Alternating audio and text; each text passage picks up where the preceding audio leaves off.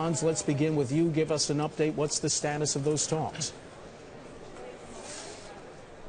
Well, the status is they've shifted from the finance minister's level to the leaders. Leaders are heading into a meeting, and everyone is mildly, cautiously optimistic that you could have some sort of beginnings of a deal. God, that is not to say that you have anything close to a final baked deal, in part because the creditors, and specifically Germany, wants to see some sort of verification process, some sort of trust but verify mechanism. And for that, they want quite clearly, the finance ministry out of Berlin signaled today, they quite clearly want to see a sign of good faith from the Greek government, from the Syriza government in Athens, and that means a vote in Parliament. That could be one of the next steps. In terms of the technical aspects of this, though, they still need to make the math work. And if the math works, we'll be back here on Thursday with potentially a deal. But there's a long ways between then and now. Now and then, rather. Excuse me. There is. There's a lot of work to be done. So, Professor Burns, as Hans just aptly pointed out, is this going to pass muster in Greek Parliament? Well, that's a big question. It was always probable to me that the Greek government would have to compromise in the end. It's not in the interest of the Greek government to see an exit by Greece from the Eurozone, because that would be deeply injurious economically, and it would be very risky for them politically, because they very likely lose power. So if this requires a vote in the Greek parliament, there will be at least a mini rebellion within Syriza itself. Alexis Tsipras, the prime minister, is a more pragmatic member of that alliance. There are radicals to his left that don't want to see any compromise with the Europeans and the IMF. So I think it'll be a risk, but it may be a necessary fix, because the Greek government, I think, has frustrated the Europeans, particularly the Germans. They've not put forward any serious proposals until today over the last several months of negotiations. That might be the test, then, a vote in the Greek parliament that the Europeans insist upon. Mr. Ambassador, there has been concern, there has been talk that if a deal is not reached, it could spell the end of the euro, and it could mean a contagion throughout the European continent. I was wondering if we could get your thoughts on that.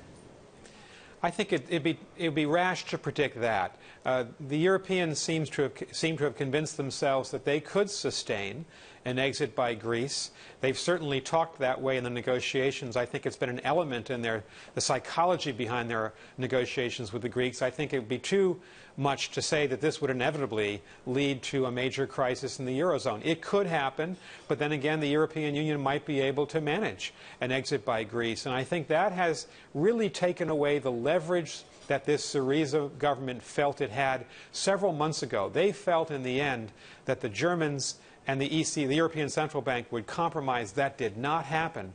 And so what you've essentially seen in this giant game of diplomatic chicken between Greece and the EU, you've seen Greece compromise, and that was all likely all along.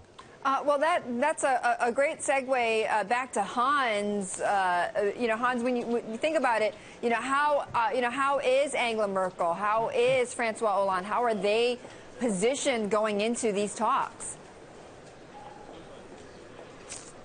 Well, Merkel might have to expend a little political capital domestically if she is going to get some sort of extension of the current package. But if the package ends up being largely written by Wolfgang Schäuble's and Angela Merkel's terms, as well as Jerome Dijsselbloem, these are all creditors that wanted to see Greece fulfill and complete their second bailout program.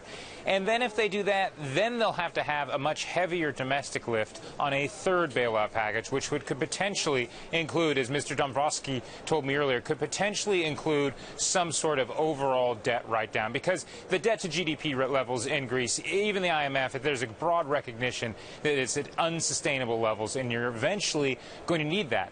The challenge is before you need to do that, the Greek government, this new government, needs to show some signs of good faith. And that's what everyone here in Brussels this morning, this afternoon, this evening think that they've heard. Finally, a sign of good faith in a concrete, real proposal that the numbers can be added to once they score this, and then they can figure out if the math makes sense. Mr. Ambassador, I'd like to ask a somewhat pedestrian question, if I might.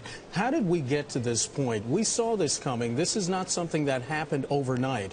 Why did creditors continue to lend Greece money? Why was Greece continuing to spend money that apparently it could not pay back? Well, I think that if there's one lesson that the Europeans really need to reflect upon from this Greek crisis, it's whether this unrelenting insistence on austerity is the right policy and whether or not it's sustainable over time.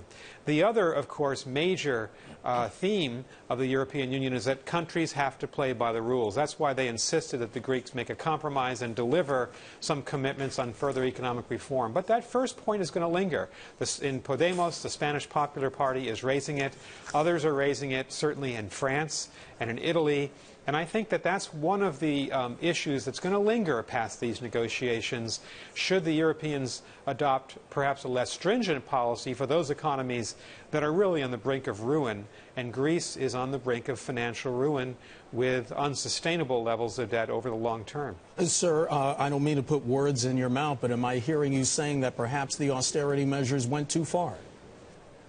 Well, I think it's a debate that the Europeans are having right now, and you're seeing it play out in European politics. It's been a debate for several years, but the Germans have not relented, and I think the point that Merkel and Schäuble have been making is that all members of the Eurozone need to meet their commitments. Greece was not doing that. If they can have an agreement this week, and Greece will stay inside the Eurozone, and this crisis can be overcome, then I think this larger debate on the future of austerity is going to come back to European politics.